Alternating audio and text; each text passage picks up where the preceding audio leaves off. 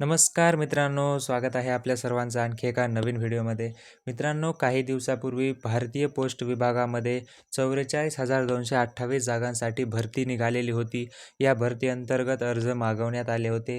हे अर्ज तुम्ही जर भरला असेल तर याचा निकाल आता जाहीर झालेला आहे. मित्रांनो, हा निकाल जाहीर झाला आहे. तो निकाल तुम्ही कसा पाहू शकता तुमच्या मोबाईलमध्ये, ते आपण या व्हिडिओच्या माध्यमातून पाहणार आहोत. त्यासाठी व्हिडिओ शेवटपर्यंत नक्की पहा आणि चॅनलवर नवीन असाल तर चॅनलला सबस्क्राईब करून ठेवा. मित्रांनो, यासाठी आपल्याला मोबाईलमध्ये Google ओपन करायचं आहे आणि Google ओपन करून Googleवरती सर्च करायचं आहे GDS. मित्रांनो, या वेबसाईटवरून तुम्ही अर्ज भरलेला असेल, जर तुम्ही स्वतः अर्ज भरलेला असेल किंवा कुठल्याही CSC सेंटरवरून भरलेलं असेल तरी चालेल. GDS फक्त एवढं सर्च करायचं आहे. GDS सर्च केल्यानंतर ऑफिशियल वेबसाईट आपल्यासमोर येईल. GDS ऑनलाईन त्यावरती क्लिक करायचं आहे. या ऑफिशियल वेबसाईटवर क्लिक केल्यानंतर आपल्यासमोर होम पेज ओपन होईल. हे होम पेज ओपन झाल्यानंतर आपण खाली झूम करून या ठिकाणी बघू शकता. कॅन्डिडेट शॉर्टलिस्टेड असं एक ऑप्शन आपल्याला दिसतं, यावरती क्लिक करायचं आहे.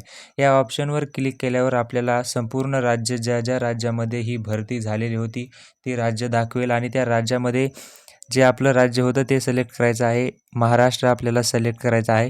महाराष्ट्र सिलेक्ट केल्यानंतर या ठिकाणी आपल्याला शॉर्टलिस्टेड कॅन्डिडेट असं ऑप्शन दाखवेल, त्यावरती क्लिक करायचं आहे.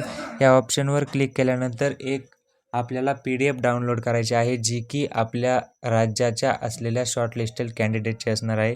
ही मी अगोदर डाउनलोड केलेली आहे, त्यामुळे मला डाउनलोड अगेन दाखवतं आहे. मी परत एकदा डाउनलोड करून आपल्याला दाखवतो. मित्रांनो, ही PDF आता आपल्या मोबाईलमध्ये डाउनलोड झालेली आहे आणि या PDFमध्ये आपण जिल्ह्यानुसार यादी पाहू शकतो. कुठकुठल्या व्यक्तींचं सिलेक्शन यामध्ये झालेलं आहे.